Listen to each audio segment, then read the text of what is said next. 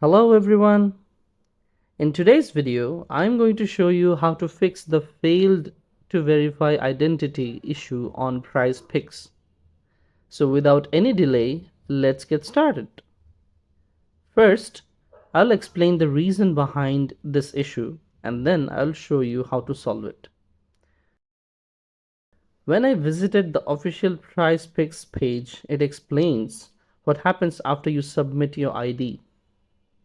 It provides information about the verification process, how to resubmit your ID, and what to do if your verification is denied. The best way to resolve this issue is to scroll down and click on the Help Center. Then click on Live Support and select Chat Now. This will open a chat box where you can describe your issue. An agent will then assist you in fixing the problem. That's it. That's how you do it.